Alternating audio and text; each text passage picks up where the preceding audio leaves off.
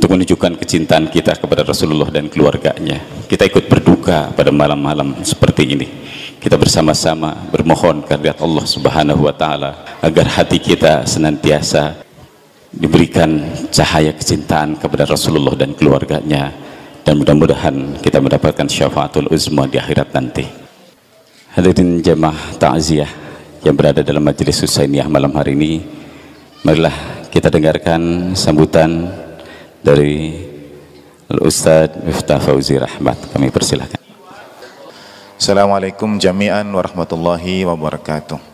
Ibu dan bapak rahimakumullah, puji syukur kehadirat Allah Subhanahu wa taala, malam ini kita digabungkan kembali dalam majelis ziarah bela sungkawa kita pada keluarga Rasulullah sallallahu alaihi wasallam.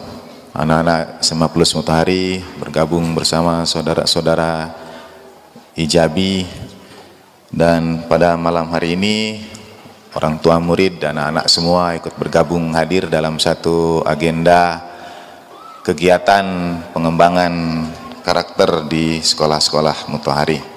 Ustaz Jalal mengingatkan pada kita semua, inti dari pengembangan akhlak di sekolah-sekolah Mutahari adalah empati. Dan empati tidak mungkin dapat kita pelajari, teladani sebaik mengambil hikmah dari peristiwa 10 Muharram Imam Hussein alaihi salatu wassalam. Izinkan kami untuk menyampaikan terima kasih pada setiap orang yang telah berpartisipasi dalam setiap kegiatan Majelis Imam Hussein alaihi salatu wassalam sejak pertama kali diselenggarakan hingga hari-hari terakhir ini.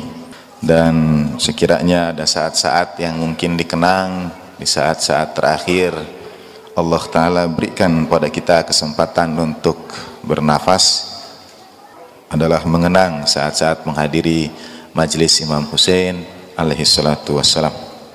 Saya dapat amanah dari Ustadz Dimitri Mahayana untuk membacakan satu di antara puisi beliau untuk malam ini. Mohon izin ibu dan bapak semua, saya sendiri mungkin tidak punya kemampuan untuk menulis seperti yang beliau tuliskan, dan beliau meminta saya untuk membacanya. Bismillahirrahmanirrahim. Mereka telah membantai Nabi. Puisi Dr. Dimitri Mahayana. Nabi Bani Hashim dilimpahi salawat Tuhan, cucunya dibantai dan dicabik-cabik sendirian. Sungguh mengherankan, sungguh menakjubkan. Kepalanya di atas tombak menjadi tontonan, tiada seorang pun yang protes dan tak pula keluhan.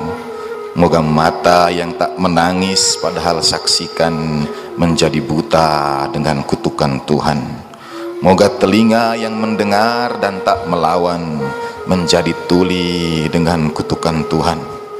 Duhai teman, mereka telah memotong-motong tubuh suci jasad Al-Husain binaran mata Nabi. Zainab gunung kesabaran menjerit menyayat hati, duhai Muhammad, salam sejahtera untukmu dari Tuhan penguasa langit. Lihat, ini Husainmu terbujur kaku di alam terbuka dengan tubuh bersimbah darah, badannya terpotong-potong. Tahukah mereka bahwa sungguh mereka telah memotong-motong tubuh Nabi? Tahukah mereka bahwa sungguh mereka telah mencincang-cincang jasad suci Nabi? Bukankah Nabi suci telah berkata, Husain dariku dan aku dari Husain? Zainab gunung kesabaran menjerit dengan suara parau dan hati yang hancur, wahai Muhammad, ini Husainmu terbaring di alam terbuka, menjadi sasaran terpaan angin timur, korban kebiadaban anak-anak sundal. Oh malangnya betapa berat derita yang kau alami, wahai Aba Abdillah. Hari ini adalah hari kematian kakekku Rasulullah, moga salawat Allah atasnya.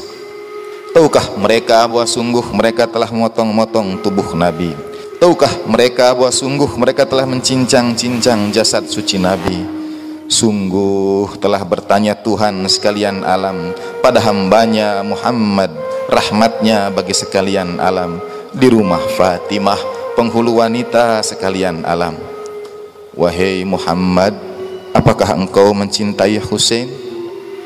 Dengar duhai saudara, lisan yang senantiasa dibanjiri kasih itu menjawab, ya, dialah cahaya mataku, dialah wewangianku, dialah buah hatiku, dialah kulit di antara kedua mataku. Tahukah mereka bahwa sungguh mereka telah memotong-motong tubuh Nabi? Tahukah mereka bahwa sungguh mereka telah mencincang-cincang jasad suci Nabi? Sungguh dahsyat dan penuh laknat ucapan putra Sa'ad Umar yang terlaknat pada pasukan pembawa laknat. Siapa yang hendak menjadi sukarelawan untuk menginjak-injak jasad Al-Husain dengan kaki kudanya? 10 orang terlaknat segera memacu kuda pasukan terlaknat menginjak-injak jasad Husain, binaran mata kekasih Allah, mencabik-cabik Husain, cahaya mata utusan Allah. 10 orang terlaknat dari pasukan terlaknat putra Sa'ad yang terlaknat menghancurkan dada Husain, cucu terkasih kekasih Allah. Dengan congkak pada putra Ziyad mereka berkata, kamilah yang menghancurkan dada dan punggung Al-Husain dengan kuda yang lincah dan bertali kekang kuat.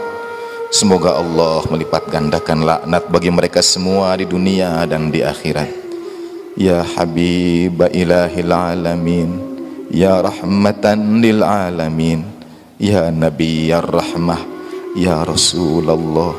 Apa yang mereka lakukan atas tubuh sucimu, apa yang mereka lakukan atas dirimu, apa yang mereka lakukan atas binaran cintamu, apa yang mereka lakukan atas buah hatimu. Tahukah mereka bahwa sungguh mereka telah menginjak-injak tubuh Nabi? Tahukah mereka bahwa sungguh mereka telah merobek-robek jasad suci Nabi? Ya Nabi Allah, betapa malu kami, Husainmu dicincang dan kami sering tertawa riang.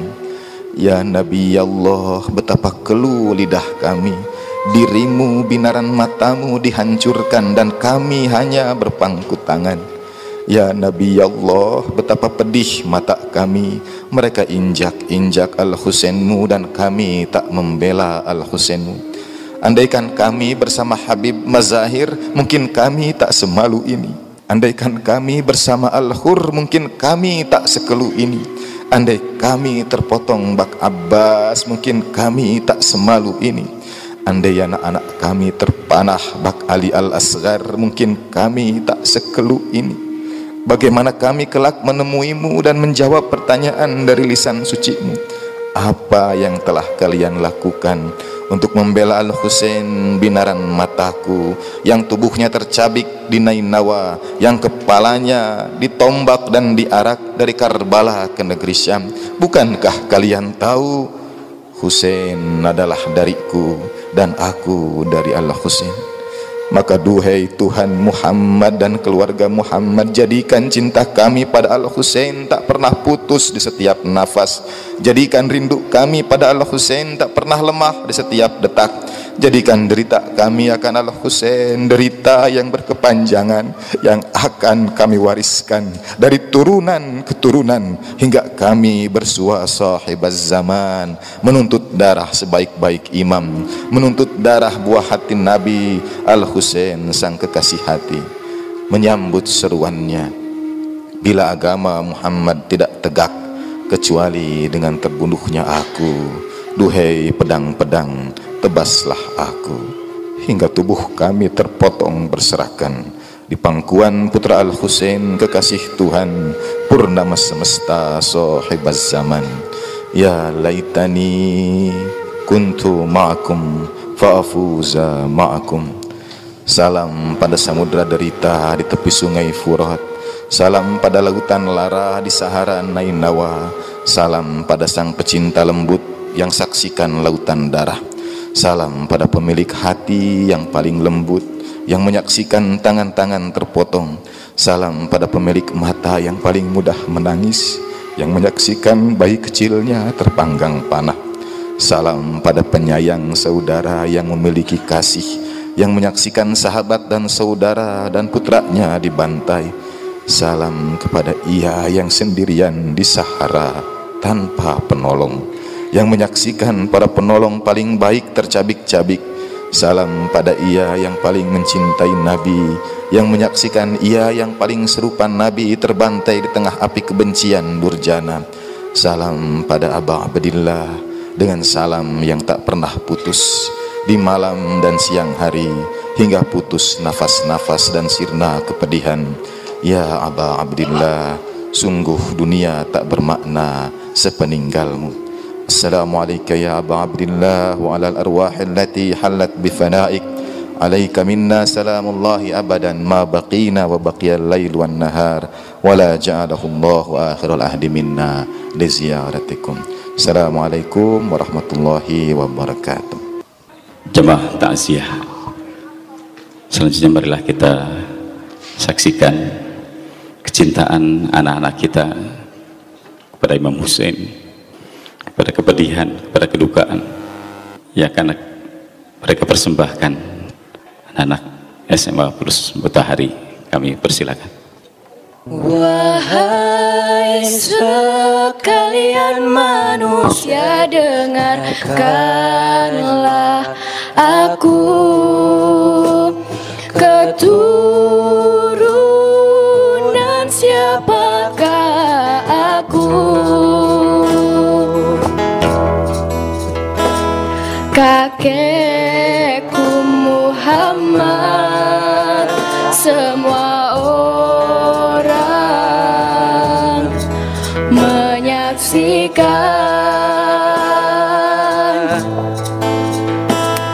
Wahai sekalian manusia, dengarkanlah aku, keturunan siapakah aku? Kakekku Muhammad, semua orang menyaksikan. Kakekku Muhammad, semua orang menyaksikan.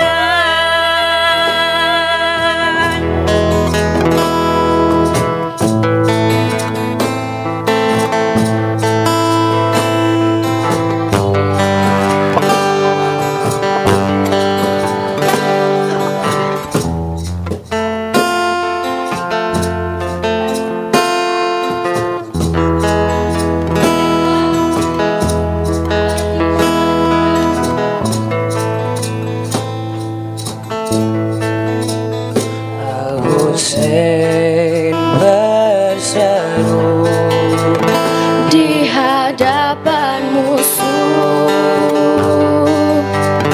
dengan suara yang menggema. Semua orang menyaksikan.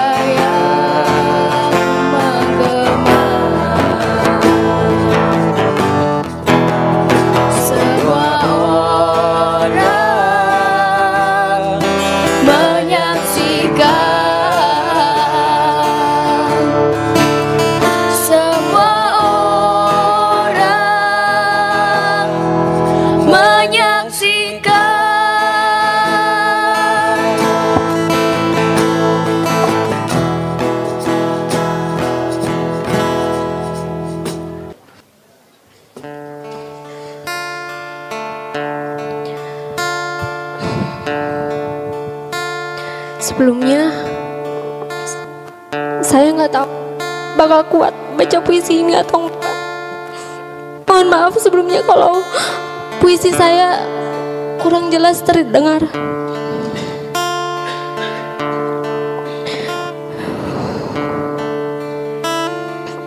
Mawar telah gugur oleh Alia dan Risa. Pada hari itu, tanah dan pasir menjadi saksi akan darahmu.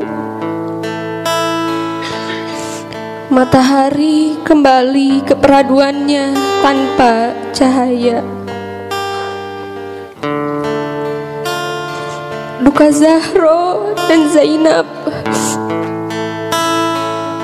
meraung-raung di udara,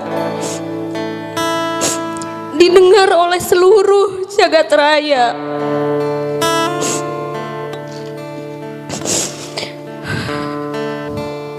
Perihnya hari ini mendengar kisahnya. Fatimah berduka, Zainab pun terluka. Hati mana yang tak pedih melihat belahan jiwanya dicincang-cincang, ditusuk oleh tombak.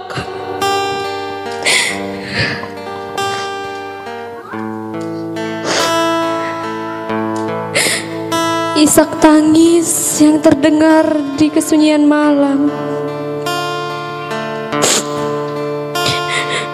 menyayat relung hati setiap jiwa.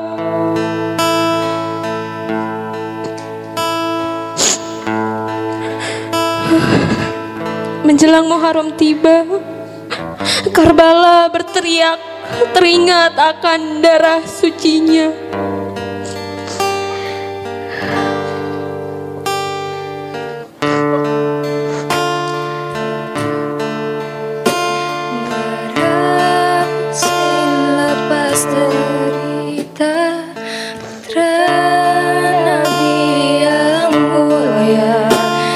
Disiksa di darah sang pendurjana, ratusan pedang mengoyak tubuhnya.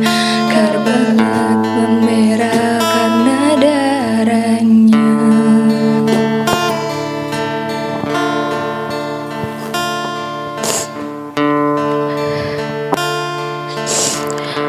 Busur-busur panah yang tak berdosa dipaksa menusuk tubuh Husaina. Pedang yang bermata suci itu dipaksa pula untuk memenggal leher kokoh Al-Husain.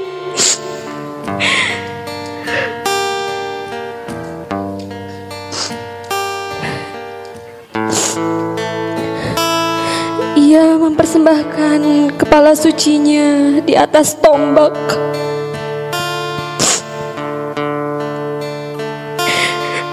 Jantungku remuk tepat di saat kepalamu terapung-apung di udara.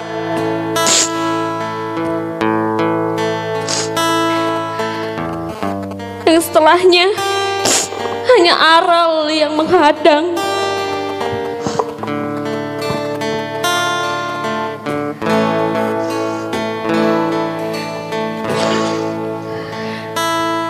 Dengar dan saksikanlah kepala suci putra sang wasi, wajah yang berparas nabi sedang mengucap kalam ilahi, melantunkan ayat surat Al-Kahfi. Inilah kepala putra sang nabi.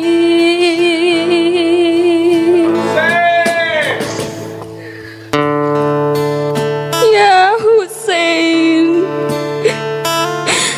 kami lupa kau telah membayar Kau terima ribuan panah-panah itu. Berderai-derai darahmu untuk Islam yang kami agungkan.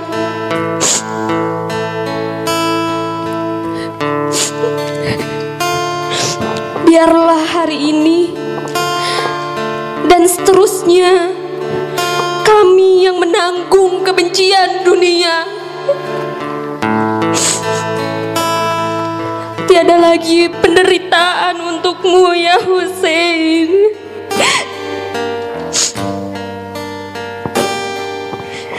Tiada rasa akan penderitaan melepas ragamu menempuh surga ya Imam. Maafkan kami yang sekedar mengingatmu dalam kesedihan Muharram. Maafkan kami ya Hussein.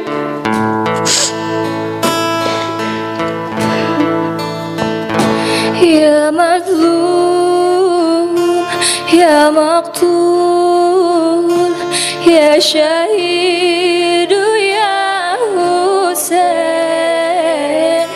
Ya mazlum, ya maqtul, ya syahidu ya Hussein.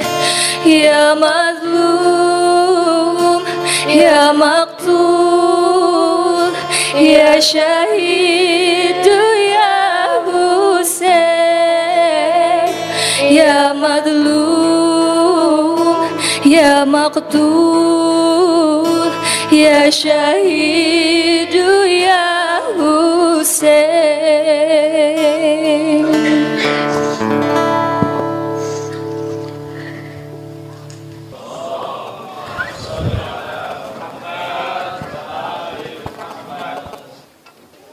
Jamaah takziah yang sama-sama hadir pada malam hari ini di Majelis Husainiyah. Barusan kita dengarkan kepedihan anak-anak kita yang mewakili kepedihan kita semua akan kepergian Al-Husain, untuk lebih meningkatkan lagi kecintaan kita kepada Imam Husain. Malah kita bersama-sama mendengarkan Al-Ustadz Sayyid Amir Hussein Muhammadi, dan kami mohon beliau untuk menyampaikan kalimat-kalimat takziah kepada beliau. Kami persilakan.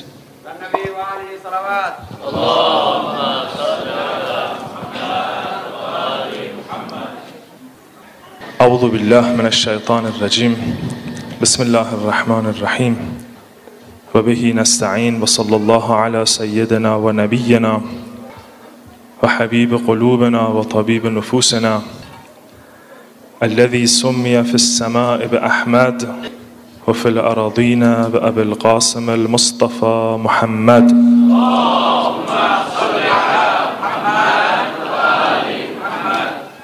وعلى أهل بيته الطيبين الطاهرين. الإخوة والأخوات, Assalamu alaikum warahmatullahi wabarakatuh. Pertama-tama saya harus mengucapkan berterima kasih pada guru kita Dr. Jalal dan kawan saya Ustadz Miftah untuk menyiapkan kesempatan ini untuk saya.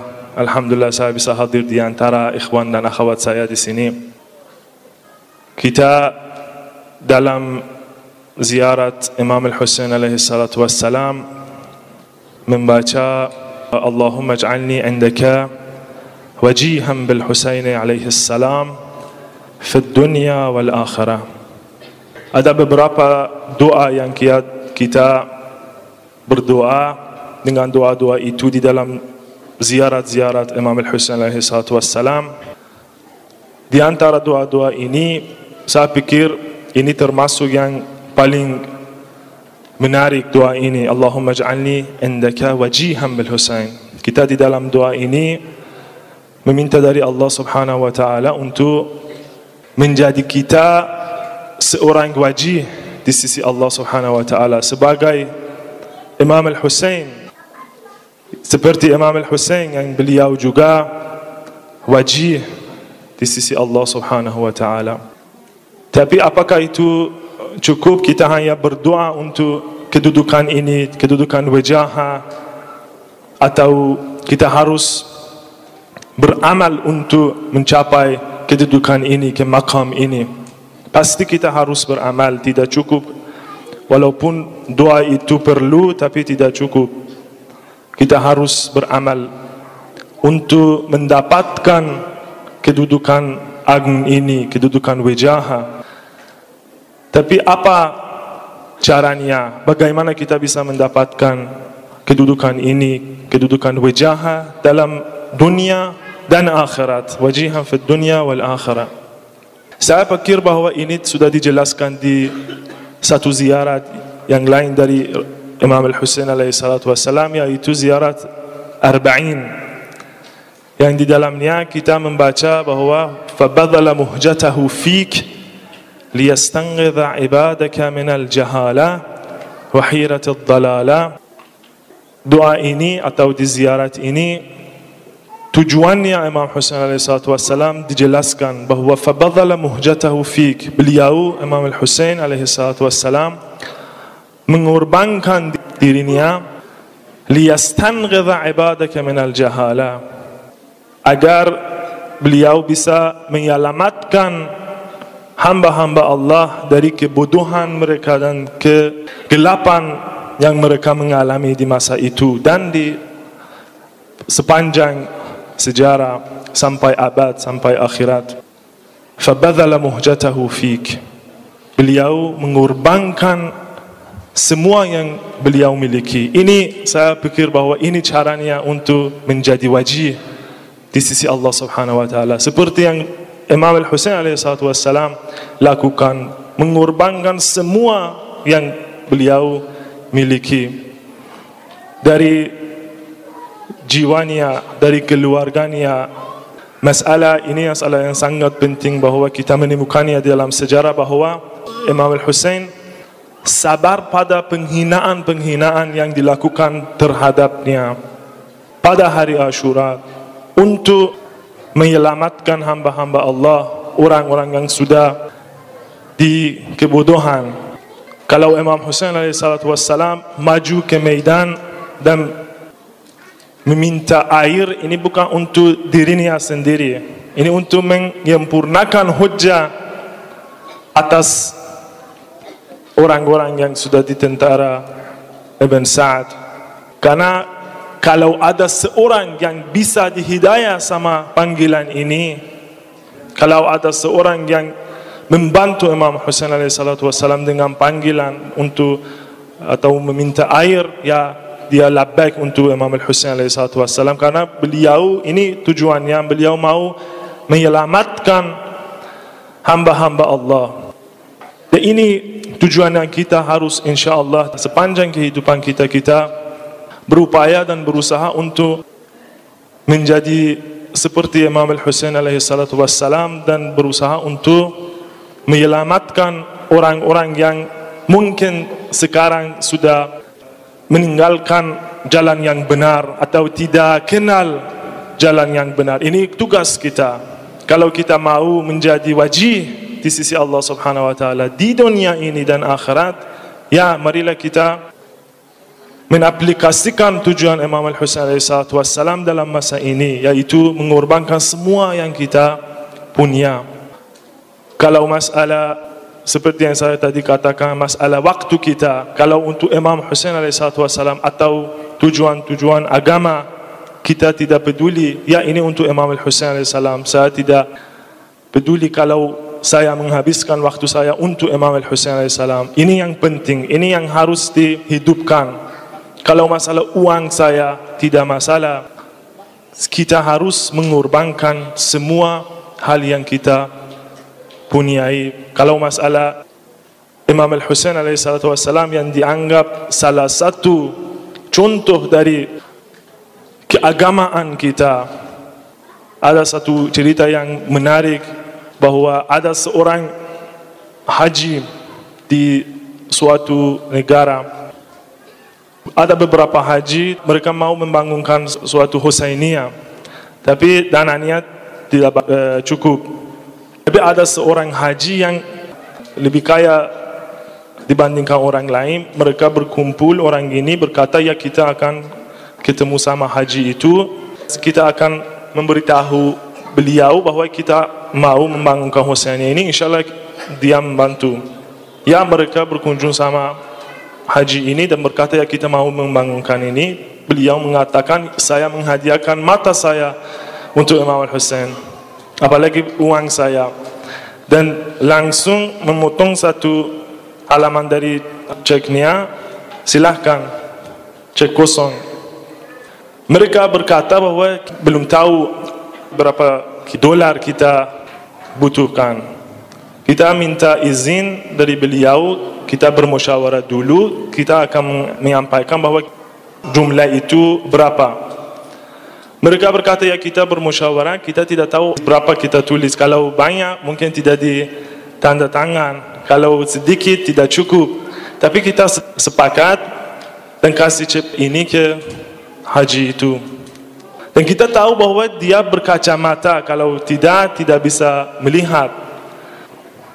Ketika kita mau kasih ke kacamatanya, beliau mengatakan bahwa saya tidak berkacamata untuk Imam Al-Husain alaihi salatu wassalam. Kalau ini untuk Imam Al-Husain, saya tidak berkacamata. Apa yang ditulis, saya terima, langsung bertanda tangan. Beberapa minggu ke depan, beliau meninggal dunia.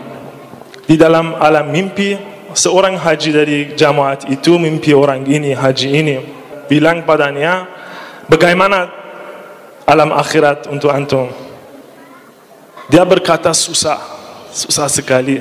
Tapi ketika malaikat Allah subhanahu wa ta'ala mendatangi saya dan mau hisab, Imam Husain alaihi salatu wassalam datang dan berkata, jangan berkacamata untuk orang ini.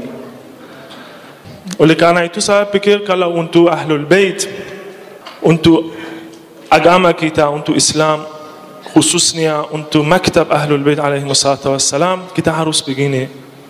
Tidak kikir sama Ahlul Bait, tidak kikir sama tujuan-tujuan mulia yang mereka mengorbankan jiwa mereka untuknya. Saya minta dari Allah subhanahu wa ta'ala pada malam suci ini, agar dia memberi taufik kepada kita, kita bisa insyaAllah mengorbankan diri kita dan semua yang kita miliki untuk Allah subhanahu wa ta'ala, Nabi-Nya sallallahu alaihi wasallam dan keluarga Rasulullah sallallahu alaihi wasallam, dan menjadi wajih insyaAllah demi Imam Al-Husain alaihi salatu wassalam di dunia dan akhirat insyaAllah. InsyaAllah kira ini cukup. Wassalamualaikum warahmatullahi wabarakatuh. Nazar Ibu di Karbala, Kiai Haji Mustafa Bisri. Pantulan mentari senja dari kubah keemasan masjid dan makam sang cucu Nabi makin melembut pada genangan air mata ibu tua. Bergulir-gulir, berkilat-kilat, seolah dijaga pelupuk agar tak jatuh. Indah warnanya menghibur bocah berkaki satu dalam gendongannya. Tapi jatuh juga akhirnya manik-manik bening berkilauan menitik pecah pada pipi manis kemerahan putranya. Ibu menangis ya, kenapa? Meski kehilangan satu kaki, bukankah Ananda selamat kini seperti yang ibu pinta? Air mata bahagia anakku, karena permohonan kita dikabulkan. Kita ziarah kemari hari ini, memenuhi nazar ibumu. Cahaya lembut masih memantul-mantul dari kedua matanya ketika sang ibu tiba-tiba berhenti, berdiri tegak di pintu makam menggumamkan salam. Assalamualaikum ya sibta Rasulillah. Salam bagimu wahai cucu Rasul. Salam bagimu wahai permata Zahra. Lalu dengan permatanya sendiri dalam gendongannya, hati-hati maju selangkah demi selangkah menyibak para peziarah yang begitu meriah. Disentuhnya dinding makam seperti tak sengaja, dan pelan-pelan dihadapkan wajahnya ke kiblat, membisik munajat. Terima kasih Tuhanku, dalam galau perang yang tak menentu, Engkau hanya mengujiku sebatas ketahananku. Engkau hanya ambil suami, gubuk kami, dan sebelah kaki anakku. Tidak seberapa dibanding cobamu terhadap cucu Rasulmu ini. Engkau masih menjaga kejernihan pikiran dan kebeningan hati. Tuhan, kalau boleh aku meminta ganti, gantilah suami, gubuk, dan kaki anakku dengan kepasrahan yang utuh dan semangat yang penuh untuk terus melangkah pada jalan lurusmu. Dan sadarkanlah manusia agar tak terus menumpahkan darah mereka sendiri sia-sia. Tuhan, inilah nazarku, terimalah. Ala Nabi wa alihi salawat. Allahumma salli ala Muhammad. Bismillahirrahmanirrahim. Assalamualaikum ya habib ilahil alamin. Assalamualaikum ya amiral mu'minin. Assalamualaikum ya qurrata aini rasul rabbil alamin. Assalamualaikum ya sayyidai syabab ahli jannati ajma'in. Assalamu ala sadatil ma'sumin. Assalamu ala jami' anbiya'illahi wa rusulihi wa malaikatihi. Assalamu alayka ya aba abdillah. Assalamu ala al-arwahi allati hallat bifina'ik. Alaikum salamullahi minni abadan ma baqitu wa baqiya al-laylu wan nahar. La ja'alahu Allahu akhir al-ahdi li ziyaratikum. Assalamu ala al-Husain wa ala Ali ibn al-Husain wa ala أولاد الحسين وعلى أصحاب الحسين. السلام عليكم جميعا ورحمة الله وبركاته. الحمد لله رب العالمين. اللهم صل على محمد وآل محمد. Sebelum pembacaan maktal, saya ingin membacakan satu hadis untuk menegaskan kepada kita bahwa menangisi Imam Husain adalah mencontoh sunnah Nabi sallallahu alaihi wa alihi wasallam. Sebelum itu, tadi saya baru saja dikirim sebuah WhatsApp yang memperlihatkan Mamah Dedeh menjawab pertanyaan dari para peserta. Seseorang bertanya, ini curhat nih. Kemudian dia berkata, kita kan ini saya mau bicara 4 mata, tapi sekarang ini ada teman saya yang memaksa saya untuk 1 mata saja.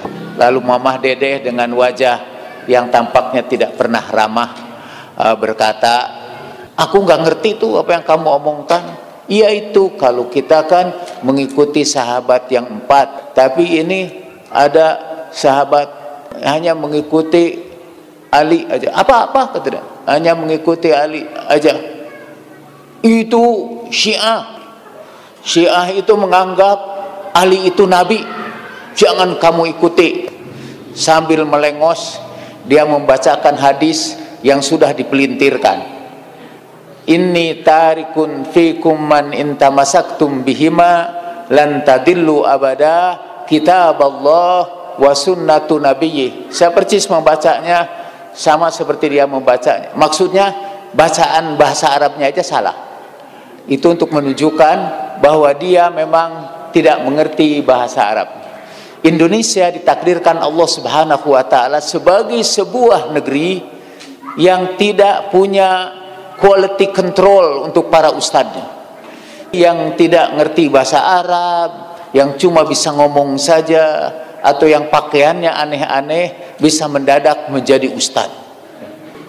Kawan saya dari Bondowoso mengatakan ini ajuz. Saya tidak menyebutkan ajuz itu. Ajuz itu yang tampaknya ngelindur karena kecapean dakwah di malam hari. Jadi kita masih tidur, dia masih gentayangan. Kita tidak diperbolehkan mempergunjingkan orang. Dan ini pergunjingan. Kecuali kata Al-Quran, innallaha la yuhibbul jahra bisu'i minal qaul illa man zulima. Kita tidak boleh membicarakan yang buruk tentang seseorang kecuali kalau kita dizalimi. Dan saya tidak pernah tersinggung begitu besar selain penghinaan terhadap Amirul Mukminin Ali bin Abi Thalib. Kita tidak pernah terzalimi begitu besar kecuali fitnah yang diarahkan kepada para pecinta Amirul Mukminin. Di antara fitnah itu yang sekarang terus disebarkan ialah tidak boleh menangisi Imam Hussein. Bahkan lebih lanjut lagi, menangisi orang yang sudah meninggal dunia itu dipandang sebagai perbuatan dosa. Kalau kita menangisi yang meninggal dunia, kita mendatangkan siksa kepada orang yang meninggal dunia ini. Argumentasi mereka yang lain ialah Imam Hussein kan syahid, kenapa harus ditangisi, malah harus disyukuri, kata gitu. Saya teringat Maitham At-Tamar. Sekaligus saya ingin mengucapkan apresiasi kepada anak yang baru lahir di bulan Muharram ini yang dinamai dengan Maitham. Kita doakan mudah-mudahan anak itu menjadi seperti Maitham At-Tamar. Dan saya kira kata Maitham itu di Indonesia termasuk yang jarang menjadi nama anak-anak kita. Jarang yang namanya Maitham, lebih sering yang namanya Yazid ketimbang nama Maitham. Maitham ditanya dan dia berkata dia sedih karena saudara-saudara saya menganggap 10 Muharram itu sebagai hari yang penuh berkah. Bagaimana mungkin ya Maitham bahwa bulan Muharram itu bulan yang penuh berkah? Karena mereka berkata pada 10 Muharram ini Nabi Adam diberikan ampunan terhadap dosa-dosanya. Pada 10 Muharram ini Nabi Nuh diselamatkan dengan perahunya dari banjir, dan terus disebutkan. Jadi di zaman Maitham rupanya hadis ini sudah diciptakan. Jadi tidak aneh saya diberitahu bahwa di Cirebon itu para kiai pada malam 10 Muharram itu mengadakan Asyuroan. Dan Asyuroannya itu ialah membahas hadis tadi itu. Pada 10 Muharram Nabi Nuh diselamatkan, Nabi Ibrahim diselamatkan dari api Namrud, Nabi Musa membelah lautan. Itu pada 10 Muharram. Dan para kiai masih memperingati itu. Saya ingin membacakan satu hadis saja sekarang ini tentang kebolehan kita menangisi Imam Hussein salamullahi alaihi berdasarkan hadis-hadis Nabi sallallahu alaihi wasallam. Banyak sekali hadisnya, tapi saya ambil satu hadis saja yang diriwayatkan oleh Ibnu Abdurrabbih Al-Maliki dari mazhab Maliki. Ketika ia menyebut peristiwa terbunuhnya Imam Hussein pada juz yang kedua dalam kitab Al-Iqdul Farid, diriwayatkan hadis ini dari Ummu Salamah. Ia berkata, kana indi an-nabiy sallallahu alaihi wa alihi wasallam wa ma'i al-Husain fadana minhu fa akhadtuhu fabaka fataraktuhu faqala lahu Jibril atuhibbuhu ya Muhammad qala na'am qala amma inna ummataka sataqtuluhu wa in syi'ta araituka al-ardha allati yuqtalu biha. Fabakan Nabi sallallahu alaihi wa alihi wasallam. Ummu Salamah berkata, saya sedang berada beserta Rasulullah sallallahu alaihi wa alihi wasallam. Bersama saya juga Al-Husain. Al-Husain mendekati Nabi sallallahu alaihi wa alihi wasallam. Aku ambil Al-Husain dan ia menangis. Kemudian aku lepaskan lagi Al-Husain. dan ia mendekati Nabi sallallahu alaihi wa alihi, fa akhadtuhu, aku ambil lagi, dan dia menangis lagi dan aku biarkan lagi. Fa qala lahu Jibril, kemudian Jibril berkata kepada Rasulullah sallallahu alaihi wa alihi, atuhibbuhu ya Muhammad, kamu mencintai dia ya Muhammad? Qala na'am, ketahuilah bahwa nanti umatmu akan membunuhnya, dan kalau engkau mau aku perlihatkan kepadanya tanah yang di situ ia terbunuh. Maka menangislah Rasulullah sallallahu alaihi wa alihi wasallam. Banyak sekali hadis-hadis yang menunjukkan bahwa Nabi sallallahu alaihi wa alihi sudah menangisi Imam Husain jauh sebelum peristiwa itu terjadi. Mungkin beliau ingin berikan contoh kepada kita bahwa menangisi Imam Husain adalah salah satu sunnah Nabi yang harus kita jalankan. Dan itu berulang-ulang. Misal tengah malam, kata Ummu Salamah, aku terbangun dan melihat Nabi terisak-isak menangis. Kemudian beliau berkata, baru saja Jibril datang kepadaku dan ia menyerahkan tanah Karbala yang di situ nanti cucuku Al-Husain akan menemui kesahidannya. Simpanlah tanah ini. Kemudian Ummu Salamah menyimpannya di dalam botol, dan kata Nabi, nanti kalau tanah ini berubah menjadi merah, itu pertanda bahwa Imam Al-Husain sudah menemui kesahidannya. Dan memang sekian puluh tahun kemudian, pada tahun 65 Hijriah, tanah itu merah. Dan Ummu Salamah keluar dari rumahnya dan berteriak-teriak, Husain maqtul, Husain sudah terbunuh. Itu pengajian kita. Setelah ini kita akan memasuki maktab. Bismillahirrahmanirrahim. Pada suatu dini hari di alam Nasud, dalam perjalanan Mi'raj di malam Kudus, Al-Mustafa sampai ke alam Jabarut. Batas ruang dan waktu membaur menyabur pada alam Qaba Qausaini au adna, pada jarak 2 busur panah, bahkan lebih dekat lagi. Al-Mustafa bersimpuh dalam balutan cahaya langit dan bumi. Ia tenggelam jauh menukik ke dasar samudra ketunggalan ilahi. Ia hanya setetes embun yang bergabung dengan gelombang lautan kasih sayang Rabbani. Dari kemilau cahaya yang mengalir dari alam lahut, bergetar suara penuh cinta.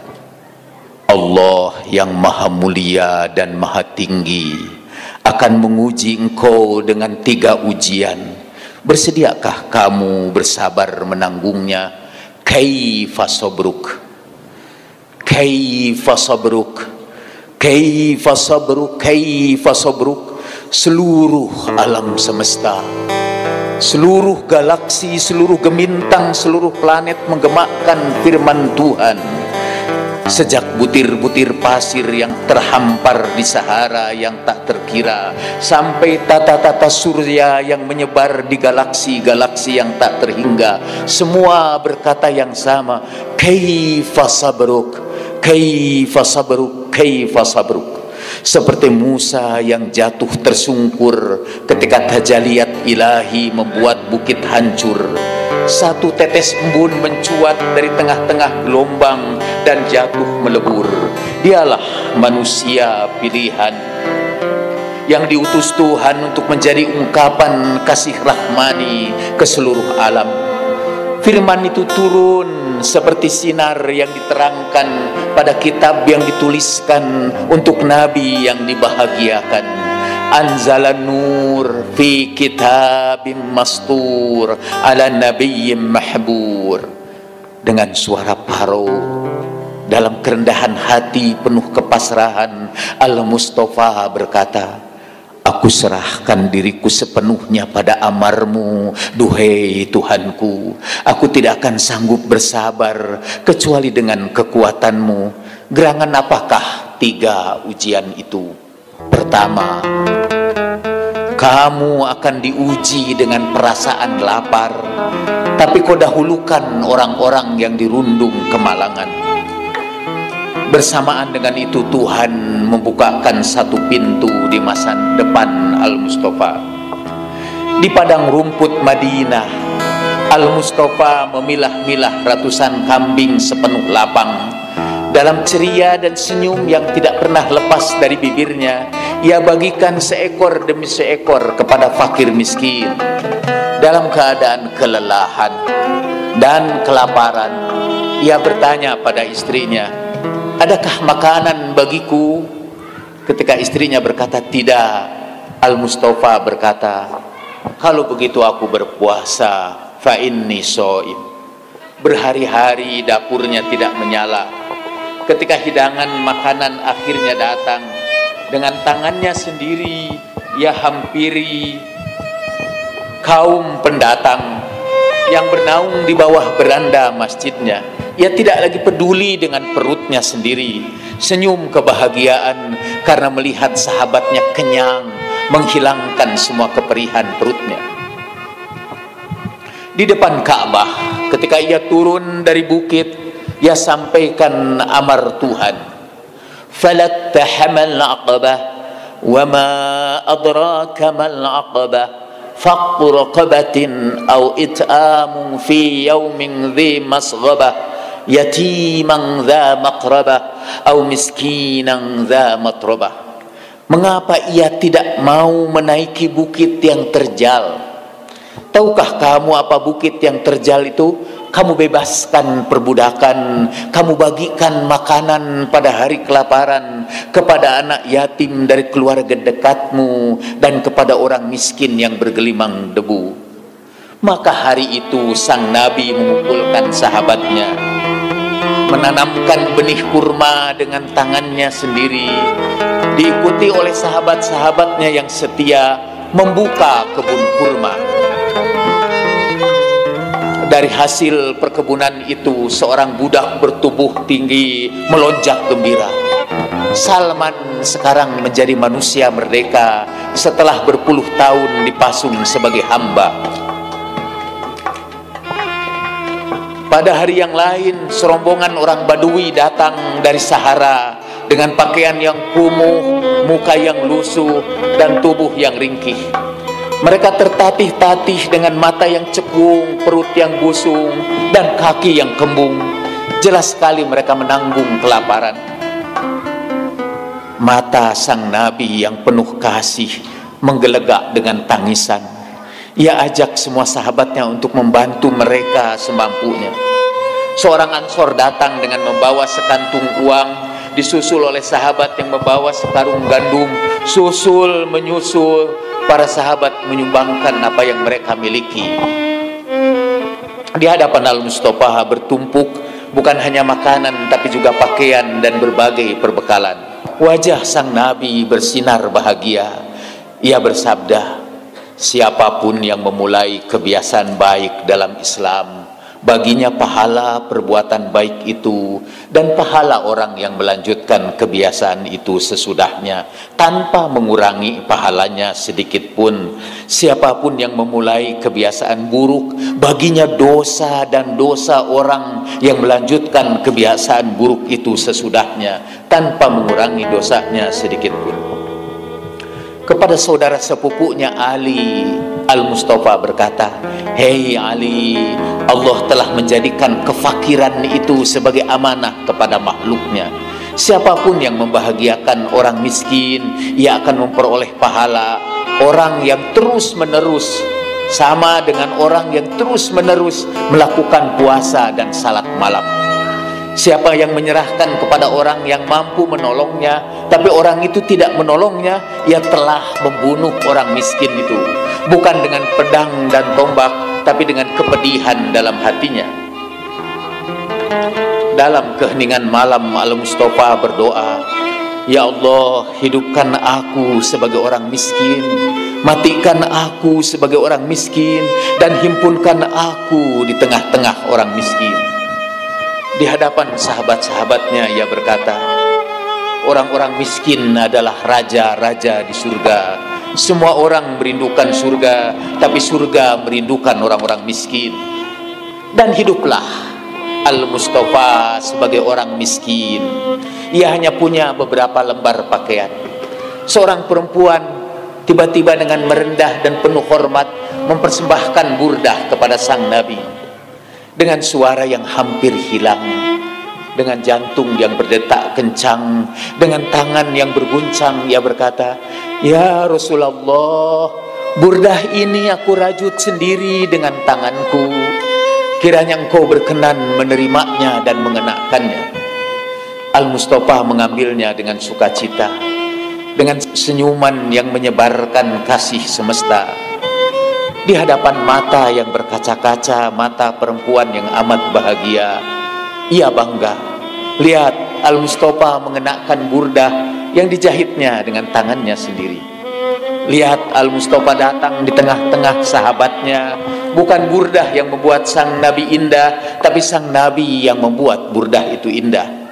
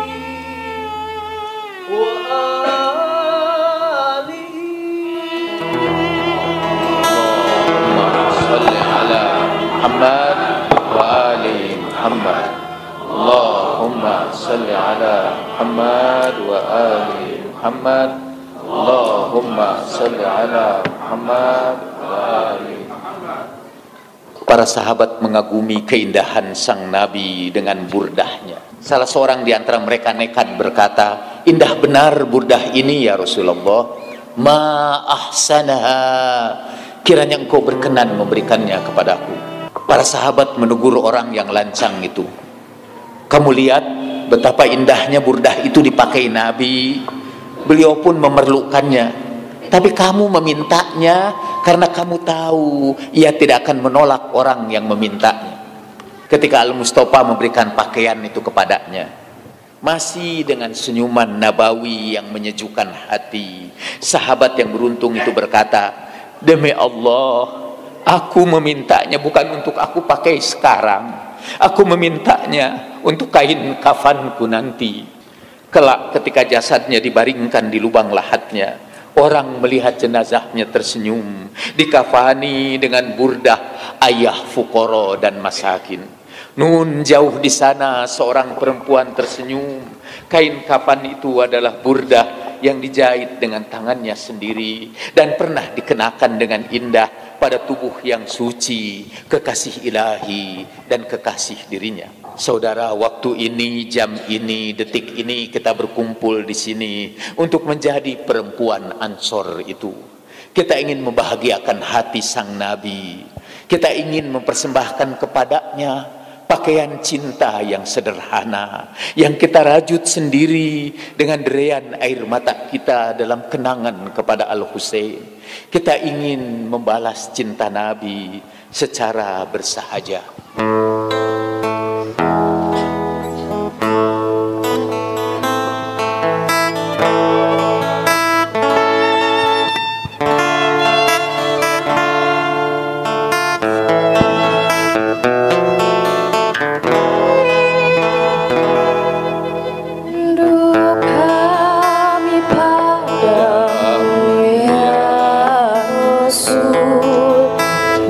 Tiada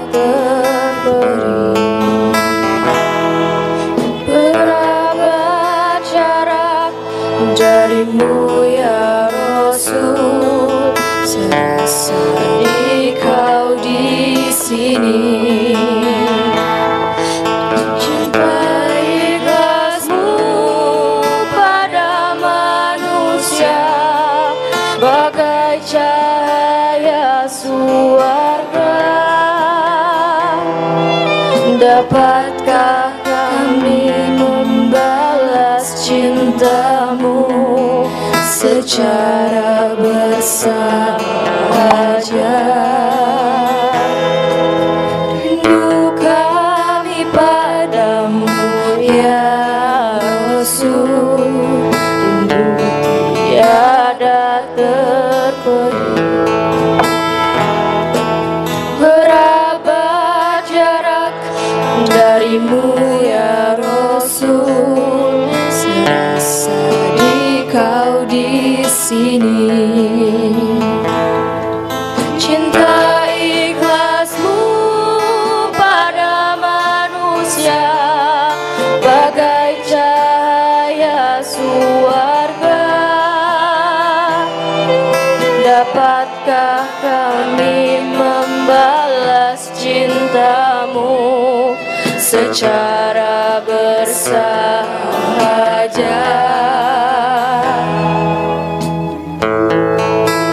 Padamu ya Rasul, rindu tiada terperi.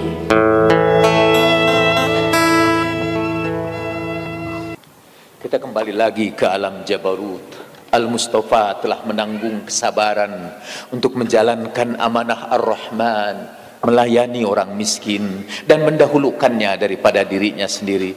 Lalu apa jawab kita pada pertanyaan ilahi, kaifa sabruk? Bagaimana kesabaranmu dalam melayani orang miskin? Sudahkah kita penuhi perutnya yang lapar? Sudahkah kita sembuhkan sakitnya yang parah? Sudahkah kita lepaskan kesulitannya? Sudahkah kita hibur penderitaannya? Sudahkah kita bahagiakan hidupnya? Alangkah malangnya aku, duhai Tuhanku, sekiranya kau ambil imanku, karena aku tidur kenyang sementara tetanggaku kelaparan di sampingku, hanya karena aku tidak sabar melayani mereka. Betapa celakanya aku, duhai Tuhanku, sekiranya kau campakkan aku dari hadiratmu, karena tidak kukunjungi orang yang sakit, tidak kuberi pakaian orang yang telanjang, tidak kukenyangkan orang yang lapar. Lalu kau berfirman nanti di hari kiamat, sekiranya kau kunjungi orang sakit, yang sengsara dan yang lapar, kamu akan menemui aku di situ dan juga di sini. Ampuni aku, duhai Tuhanku, aku tidak sabar melayani mereka seperti sabarnya Rasulullah sallallahu alaihi wasallam. Kaifa sabruk? Firman itu turun seperti sinar yang diterangkan pada kitab yang dituliskan untuk Nabi yang dibahagiakan. Anzalan nur fi kitabim mastur ala nabiyyin mahbub. Kedua, kaifa sabruk? Sanggupkah kamu bersabar? Engkau akan didustakan dan diancam dengan ketakutan yang berat. Dalam menghadapi itu engkau persembahkan hatimu padaku. Engkau perangi orang kafir dengan hartamu, dengan dirimu, dan kau bersabar atas kepedihan yang menimpamu, yang ditimpakan orang munafik terhadapmu, serta kesakitan ketika terluka dalam peperangan. Dengan suara parau, dalam kerendahan diri penuh kepasrahan, Al-Mustafa berkata, aku terima duhai Tuhanku, aku ridho dan aku pasrah. Dari engkau juga taufik dan kesabaranku. Bersamaan dengan itu Tuhan membuka lagi satu pintu di masa depan. Al-Amin, orang yang paling terpercaya di Mekah, bangsawan budi yang ma'ruf dengan kemuliaan akhlaknya, tiba-tiba dituding sebagai pembohong, difitnah sebagai tukang sihir, dituding sebagai orang gila yang dibisiki setan pagi dan petang, siang dan malam. Ia dituduh telah meninggalkan agama nenek moyangnya, merusak ketertiban dan keamanan. Ia dianggap membawa ajaran sesat. Ia telah memisahkan anak dari orang tuanya, kawan dari sahabatnya, saudara dari kerabatnya, budak dari tuannya, bawahan dari atasannya. Pada suatu hari dengan kepala yang selalu terpekur ke bumi, dengan kaki yang langkahnya diayunkan dengan penuh kerendahan hati, Al-Mustafa melewati kerumunan kaum elit Quraisy, kaum yang mengisi ibadat mereka, yang mengisi doa mereka dengan siulan dan tepuk tangan. Mereka berteriak mengejek Nabi Sallallahu Alaihi Wasallam, pembohong, orang gila, dukun keparat, tukang sihir, kemasukan setan. Dengan langkah-langkah yang tetap tegar, ia mendekati Ka'bah. Di dekat makam Ibrahim, ia berdiri ruku dan sujud. Tiba-tiba dari kerumunan orang kafir itu meloncat orang yang bertubuh besar dan kekar, Uqbah bin Abi Mu'ayth, yang melemparkan sampah kotor ke atas kepala Al-Mustafa yang sedang sujud. Al-Amin tidak sanggup mengangkat kepalanya sampai langkah-langkah kecil menghampirinya. Matanya yang bening memandang tajam manusia-manusia kasar di sekitarnya. Ia seret sampah kotor itu dengan segala kekuatannya. Al-Mustafa mengangkat kepalanya yang mulia. Suara pertama yang terdengar adalah panggilan mesra bagi putrinya yang tercinta, ya Umma Abiha. Beberapa waktu sebelumnya, putri Nabi membersihkan duri-duri yang dilemparkan orang di pintu rumahnya dan di jalanan yang ditempuhnya. Dengan mata yang bening itu, ia memandang tajam manusia-manusia kasar di sekitarnya. Dengan suara yang jernih itu, ia menegur orang-orang yang mengelilinginya. Beginikah kalian bertetangga, hei orang Quraisy? Dan manusia paling mulia di alam semesta itu memanggilnya dengan mesra, ya Umma Abiha. Uqbah, manusia kasar itu, beberapa hari sebelumnya didatangi kawan dagangnya Ubay bin Khalaf. Keduanya bersekutu dalam mengejar kekayaan tanpa peduli halal dan haram. Mereka berpegang teguh pada agama nenek moyangnya juga karena kepentingan dunia mereka. Ubay tanpa mengetuk pintu masuk ke rumah Uqbah. Tanpa basa-basi yang membentak Uqbah, kamu sudah sesat, hei Uqbah, kamu sudah tinggalkan agama leluhur kita. Demi Allah, kata Uqbah, aku tidak pernah meninggalkan agamaku. Tapi ketika aku undang orang-orang makan di rumahku, seorang lelaki menolak makan, kecuali aku bersaksi bahwa tidak ada Tuhan kecuali Allah dan Muhammad utusannya. Aku malu kalau ia keluar dari rumahku dan ia tidak ikut makan. Kesaksianku cuma basa-basi saja, tidak lebih dari itu. Tapi sejak ini aku tidak ridho sama kamu. Aku tidak senang kepadamu. Kita putuskan hubungan dagang kita, kecuali kamu datangi dia kembali, kamu ludahi mukanya, kamu injak lehernya. Uqbah hari itu juga mendatangi Al-Mustafa. Ia ludahi wajah yang agung. Ia melemparkan jeroan unta ke pundak Nabi Sallallahu Alaihi Wasallam.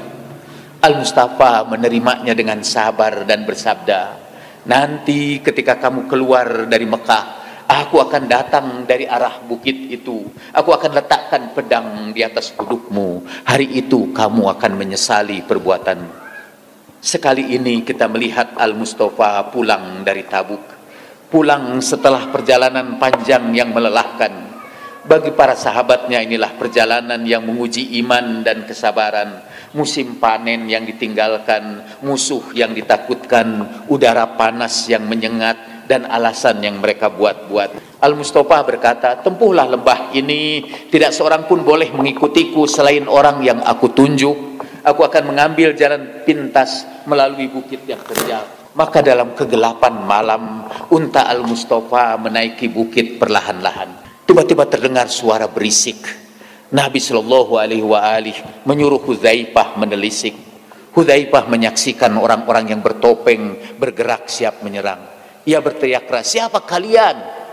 Sekarang yang terdengar adalah suara gemertak langkah-langkah kaki yang makin lama makin pelan. Mereka mundur ketakutan. Mereka takut topengnya terbuka. Wahai Hudzaifah, mereka adalah sahabat-sahabatku dan mereka bermaksud membunuhku dan melemparkan aku ke jurang. Mereka adalah orang-orang munafik. Lalu Al-Mustafa menyebut nama-nama mereka, membuka muka-muka yang sembunyi di balik cadarnya. Hudzaifah diberinya amanat untuk menyimpan nama-nama itu sampai saatnya tiba. Hudzaifah, sahibu sirri Rasulillah, pemilik rahasia Rasulullah. Dan dengarkan Rasulullah bersabda, fi ashabi 12 munafiqan fihim 8 la yadkhuluna al-jannata hatta yalijal jamalu fisammil khayyat. Di tengah-tengah sahabatku ada 12 orang munafik. Di antara mereka ada 8 orang yang mustahil masuk surga, seperti tidak mungkinnya unta masuk ke lubang jarum. Al-Mustafa ternyata bukan hanya berduka karena ratusan sahabatnya yang setia meninggal dalam hampir 80 peperangan melawan orang kafir, tapi ia juga bersedih karena dilawan dan bahkan mau dibunuh oleh sahabat-sahabatnya sendiri. Jika engkau sudah mengetahuinya, mengapa tidak kau putuskan hukuman mati bagi mereka? Tanya Ammar bin Yasir. Aku tidak mau nanti orang-orang berkata Muhammad membunuh sahabatnya sendiri. Betapa sabarnya engkau ya Mustafa, ya Nabi Rahmah, wahai Nabi yang penuh kasih, bagikan setetes kesabaran darimu kepada kami. Kami tidak dilempari sampah kotor di atas kepala kami, tapi muka-muka kami sudah ditaburi ludah kebencian, sudah disiram muntah permusuhan. Di sekitar kami ada muka-muka bengis yang mengancam kami, ada suara-suara buruk yang menistakan kami, ada gerak-gerak kasar yang ingin mencelakakan kami.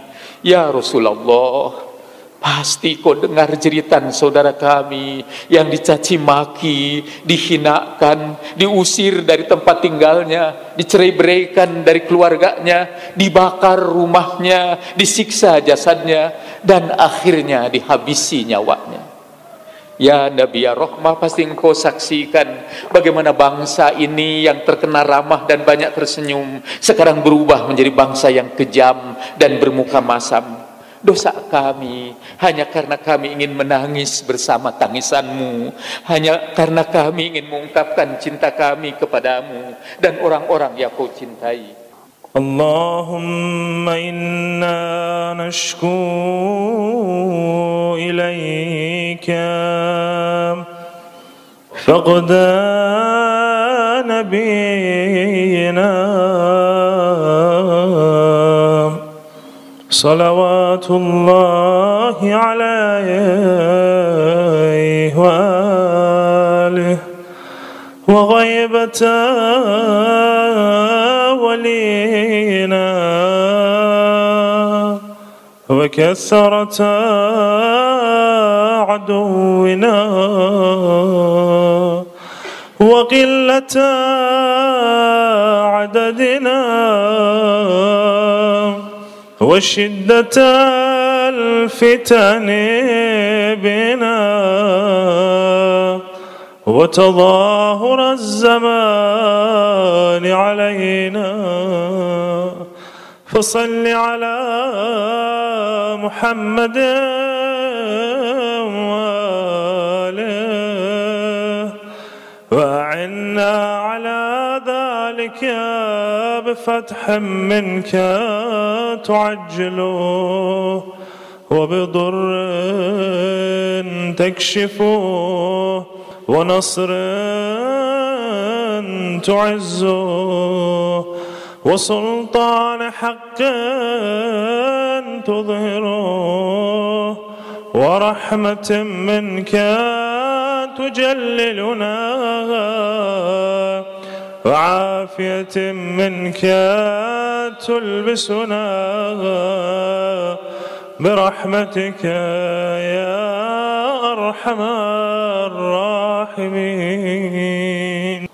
Ya Allah, kami adukan kepadamu tiadanya Nabi kami, gaibnya wali kami, banyaknya musuh-musuh kami, dan sedikitnya bilangan kami, dan besarnya ujian terhadap kami, dan runtutan fitnah zaman yang menimpa kami. Maka sampaikan sholawat kepada Muhammad dan keluarga Muhammad.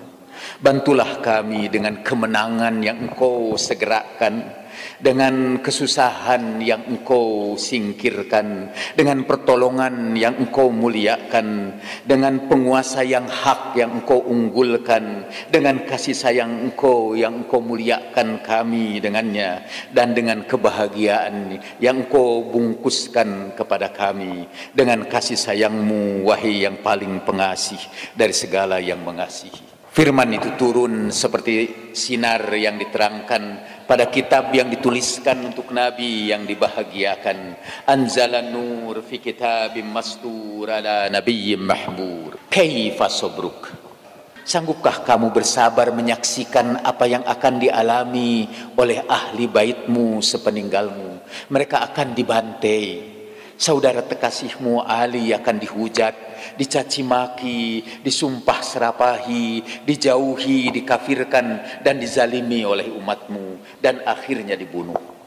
Dengan suara parau dalam kerendahan diri penuh kepasrahan, Al-Mustafa berkata, aku terima duhai Tuhanku, aku ridho dan aku pasrah, dari Engkau juga taufik dan kesabaranku. Bersamaan dengan itu Tuhan membuka lagi satu pintu berikutnya di masa depan. Kedua tangan sepasang kekasih itu bergandengan menapaki lorong-lorong di luar kota Madinah, melewati kebun-kebun yang indah. Alangkah indah kebun ini ya Rasulullah. Itu suara Ali bin Abi Thalib. Kebun buatmu di surga lebih indah lagi. Itu suara Rasulullah. Dengarkan penuturan Ali, salah seorang dari sepasang sejoli. Setiap kali aku melewati kebun, kuucapkan betapa indahnya. Rasulullah Shallallahu Alaihi Wasallam selalu menjawabnya, kebun di surga buatmu lebih indah lagi. Sampailah aku melewati kebun yang ketujuh, tiba-tiba Nabi kekasihku memeluk tubuhku. Ia meletakkan kepalanya yang mulia di pundakku. Ia menangis keras, membasahi leher dan pundakku. Apa gerangan yang menyebabkan tangisanmu ya Rasulullah? Aku melihat kedengkian pada berbagai kaum yang akan mereka bukakan sepeninggalku. Apa yang harus aku lakukan ya Rasulullah? Bersabarlah sampai kau berjumpa denganku. Apakah itu untuk keselamatan agamaku ya Rasulullah? Benar, untuk keselamatan agamamu. Kedua kekasih Tuhan itu berpelukan. Derai tangisan sebaik-baiknya insan memulai tragedi keluarga Nabi dari kebun di luar kota Madinah sampai puncaknya di padang gersang Karbala. Kedua kekasih Tuhan itu berpelukan dalam derai tangisan sejak itu sampai kini dan akhir zaman. Tangisan untuk agama yang harus diselamatkan. A'udzu billahi minasyaitonir rajim. Bismillahirrahmanirrahim. Alif lam mim. Ahasiban nasu ay yutraku ay yaqulu amanna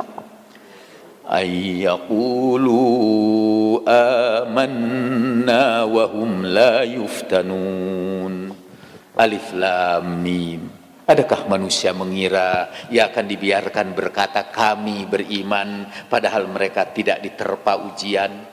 Ali, murid terkasih dari gurunya yang terkasih, bertanya dengan penuh santun, ya Rasulullah, apakah ujian yang disampaikan Allah kepada kami dalam ayat ini? Hei Ali, sepeninggalku umatku akan diuji, apakah iman mereka sejati? Ya Rasulullah, bukankah engkau pernah berkata pada aku usai perang Uhud ketika para sahabat banyak berguguran sebagai syuhada sementara kesahidan dilepaskan dariku dan dukaku hampir tak tertahankan?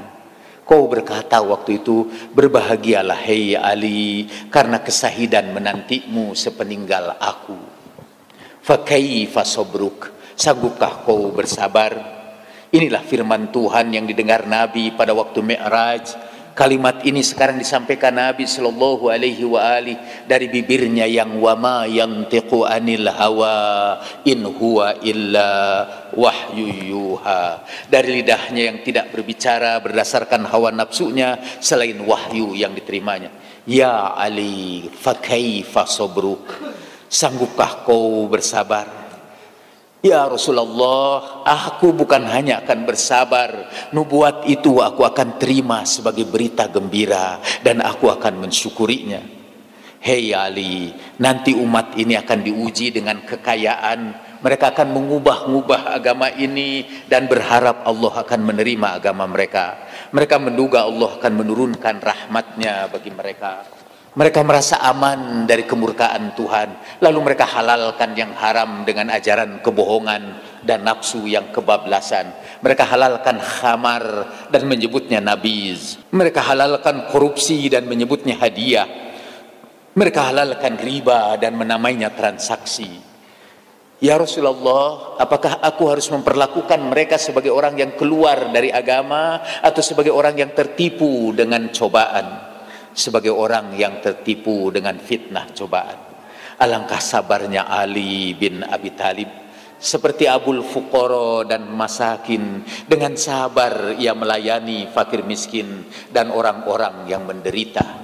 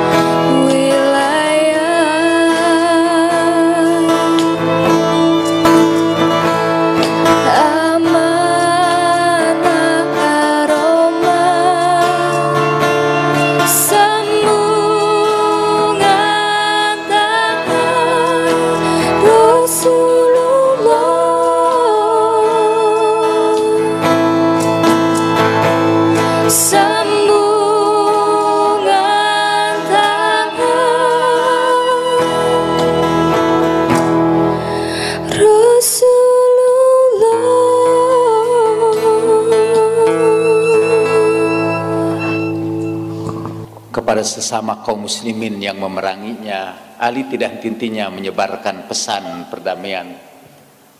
Apakah orang-orang yang memerangimu itu kafir?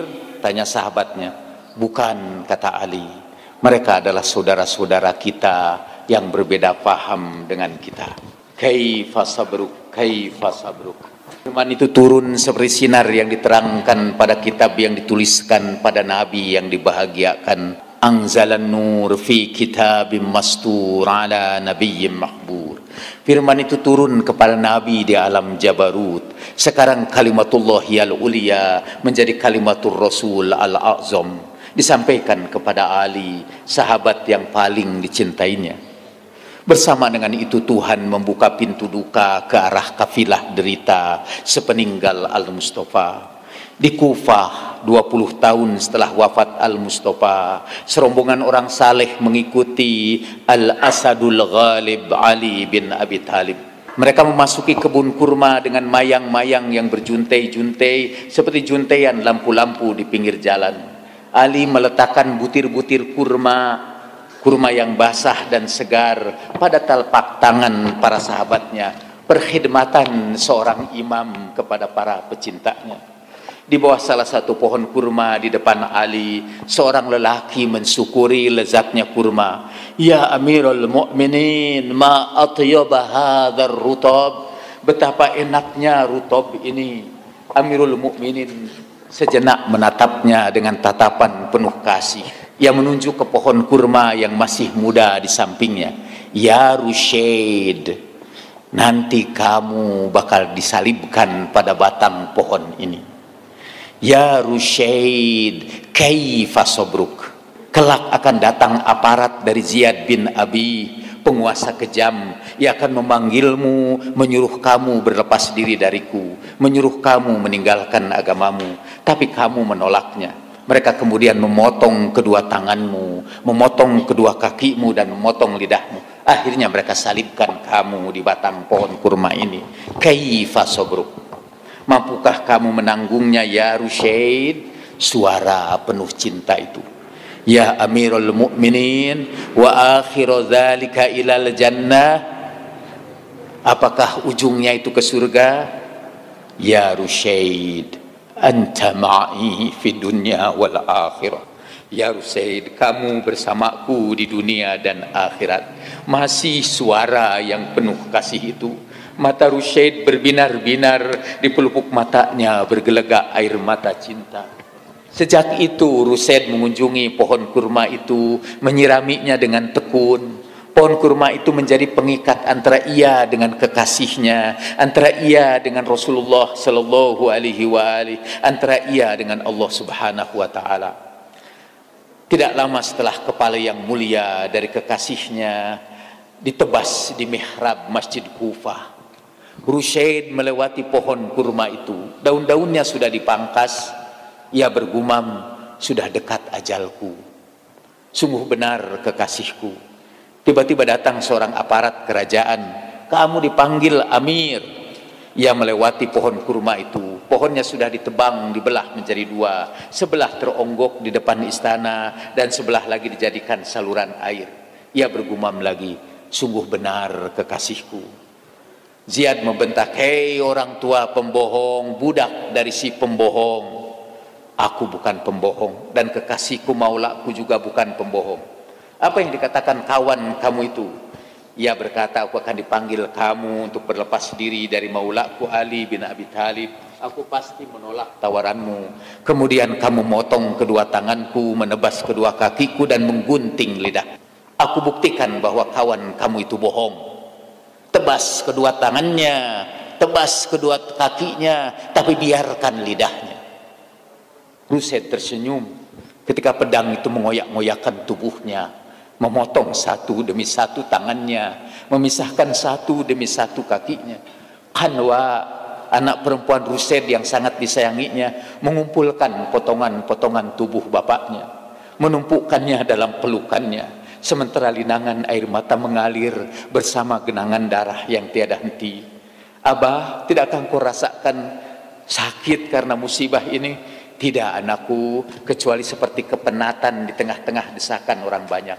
Kecintaannya kepada Ali, keyakinannya akan kebenaran ucapan kekasihnya menghilangkan semua sakit dalam tubuhnya. Ia masih juga tersenyum, sedang dalam benaknya terbayang pandangan kasih dari maulanya di kebun kurma dulu. Sepanjang jalan ke rumahnya, sebongkah tubuh merah di atas punggung sahabatnya itu terus juga berkata, bawa pena dan kertas, tuliskan semua ucapanku, catat dengan cermat. Bukankah aku pernah berkata, ada 3 orang kekasih Amirul Mukminin yang akan menemui kematian karena cintanya kepada maulaku. Yang seorang akan dilempar dari tempat tinggi, yang seorang akan meninggal di tempat tidurnya karena racun, dan yang seorang akan dimutilasi tubuhnya. Ya Allah, jangan jadikan aku yang paling malang dari ketiganya itu. Bukankah sudah kalian saksikan kebenaran ucapanku yang aku terima dari kekasih kaum mustad'afin, Amirul Mukminin? Kalian dengar pemimpin murad yang saleh, sahabat Nabi sallallahu alaihi wasallam yang mulia, tokoh Yaman di Kufah, dibawa ke hadapan Muawiyah, Hani bin Urwah. Ia dipukuli pada hidungnya, pipinya, dan pelipisnya. Kalian lihat muka putihnya berubah menjadi merah. Lalu ia ditarik ke pasar dan dijatuhkan dari atas rumah yang tinggi. Semua kecintaannya karena kecintaannya kepada Aqil, Husain, Ali, dan Rasulullah sallallahu alaihi wasallam. Kalian dengar juga seorang pejuang yang piawai memainkan pedang dan sekaligus piawai membuat puisi. Ia hidup sederhana walaupun menjadi panglima pasukan Ali. Ia habiskan malamnya dalam ruku dan sujud. Ia gunakan siang harinya untuk melayani kaum tertindas. Di perjalanan menuju Mesir ia diracun. Duhai betapa beruntungnya Malik Al-Ashtar. Ia telah membuktikan bahwa sabda sang maula memang benar. Apakah aku lebih malang dari mereka? Aku seperti kalian saksikan. Aku sudah kehilangan kedua tangan dan kedua kakiku, tapi lidahku belum digunting. Aku yakin imamku pasti benar. Ketahuilah aku, Urwah dan Malik menyaksikan Nabi mengangkat tangan Ali bin Abi Thalib dan berkata, "Man kuntu maula fahada Aliyun maula." Catat, siapa yang menjadikan aku pemimpinnya, jadikan juga Ali ini sebagai pemimpinnya juga. Suaranya makin parau, menghilang dalam suara yang tiba-tiba hiruk pikuk.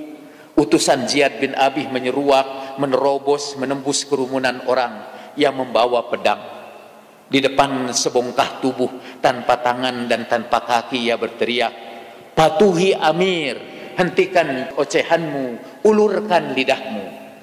Izinkan aku berbicara satu kalimat saja sebelum kau potong lidahku." Sambil melihat kepada pedang yang bergemerlap di depan mulutnya, ia menarik nafas dan mengeluarkan kalimat terakhir, "Al-an wallah ja'at tasdiqu khabari amiril mu'minin." Sekarang sudah datang kebenaran hadis Amirul Mukminin. Tangan anak buah Ziyad menarik keras lidah Husain dan menyayatnya dengan pedang.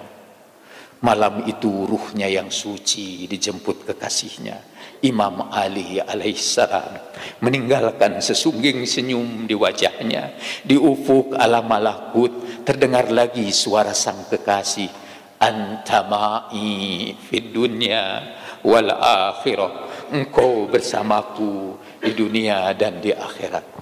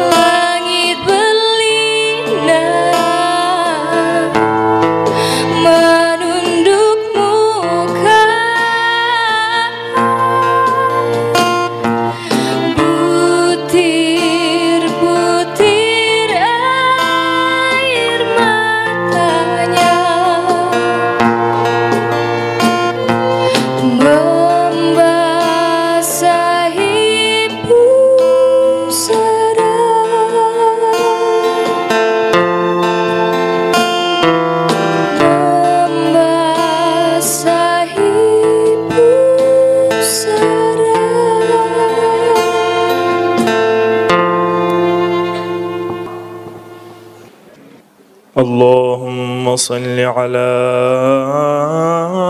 محمد وآل محمد وعجل فرجهم. السلام عليك يا وارث آدم صفوة الله.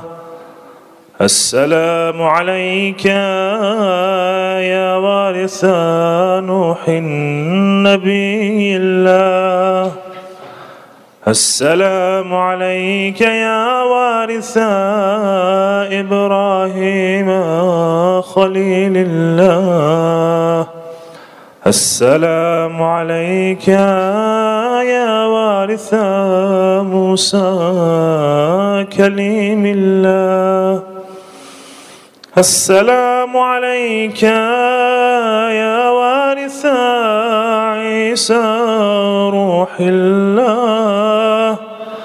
السلام عليك يا وارث محمد حبيب الله. السلام عليك يا وارث أمير المؤمنين عليه السلام. السلام عليك يا ابن محمد المصطفى. السلام عليك يا ابن علي المرتضى. السلام عليك يا ابن فاطمة الزهراء. السلام عليك يا ابن خديجة الكبرى. السلام عليك يا ثار الله وابن ثاره والوتر الموتور. أشهد أنك قد أقمت الصلاة وآتيت الزكاة وأمرت بالمعروف ونهيت عن المنكر وأطعت الله ورسوله حتى أتاك اليقين. فلعن الله أمة قتلتك ولعن الله أمة ظلمتك ولعن الله أمة سمعت بذلك فرضيت به. يا مولاي يا أبا عبد الله، أشهد أنك كنت نورا في الأصلاب الشامخة والأرحام المطهرة، لم تنجسك الجاهلية بأنجاسها ولم تلبسك من مدلهمات ثيابها. وأشهد أنك من دعائم الدين وأركان المؤمنين. وأشهد أنك الإمام البر التقي الرضي الزكي الهادى المهدي. وأشهد أن الأئمة من ولك كلمة التقوى وأعلام الهدى والعروة الوثقى والحجة على أهل الدنيا.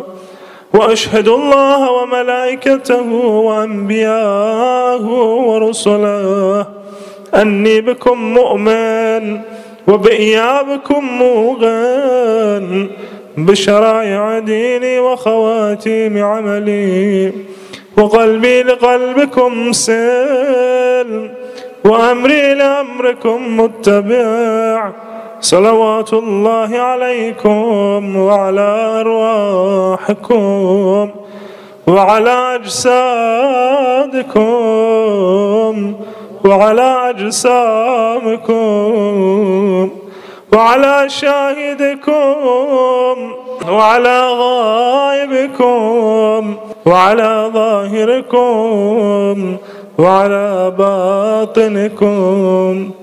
بأبي أنت وأمي يا ابن رسول الله، بأبي أنت وأمي يا أبا عبد الله، لقد عظمت الرزية وجلت المصيبة بك علينا وعلى جميع أهل السماوات والأرض، ولعن الله أمة أسرجت وألجمت وتهيأت لقتالك.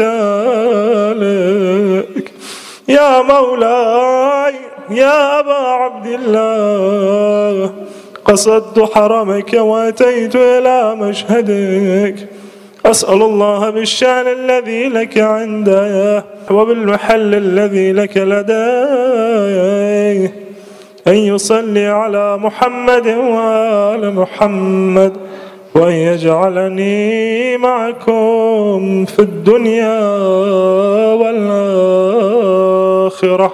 صلوا على محمد وآل محمد. بسم الله الرحمن الرحيم. اللهم صل على سيدنا محمد وآل سيدنا محمد. اللهم بحق سيدتنا فاطمة وأبيها وبعلها وبنيها وسر المستودع فيها، صل على سيدنا محمد وآل سيدنا محمد. اللهم بحق الحسين وأخيه وجده وأبيه وأمه وبنيه وشيعته وزواره وسكانه ومجاوره ومواليه، صل على سيدنا محمد وآله وأخرجنا من الهم الذي نحن فيه. Mari kita sampaikan doa kita masing-masing. Doakan para pengikut pecinta Ahlul Bait alaihi wassalam di berbagai tempat di dunia. Doakan saudara-saudara kita kaum mukminin yang teraniaya, saudara-saudara kita sesama umat manusia yang sakit di antara mereka, yang terusir dari tempat tinggal mereka, yang menghadapi berbagai kesulitan. Doakan guru-guru kita, para pemimpin kita, para ulama kita kaum mukminin. Doakan Ustaz Jalal dan guru-guru kita. Doakan para ulama kita, Sayyidul Qaid hafadzahullah, marajik kita. Dan doakan juga kebaikan bagi umat Islam dan bangsa ini seluruhnya.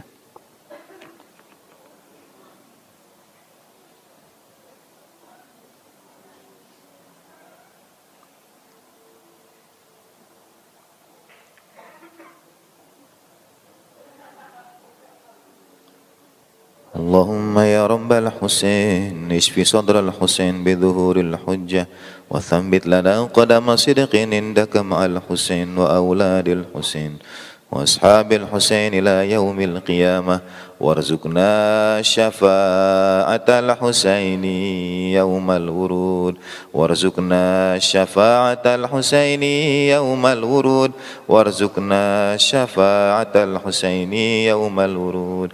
السلام عليك يا أبا عبد الله وعلى الأرواح التي حلت بفنائك، عليك منا سلام الله أبدا ما بقينا وبقي الليل والنهار، ولا جعله الله آخر العهد منا لزيارتكم.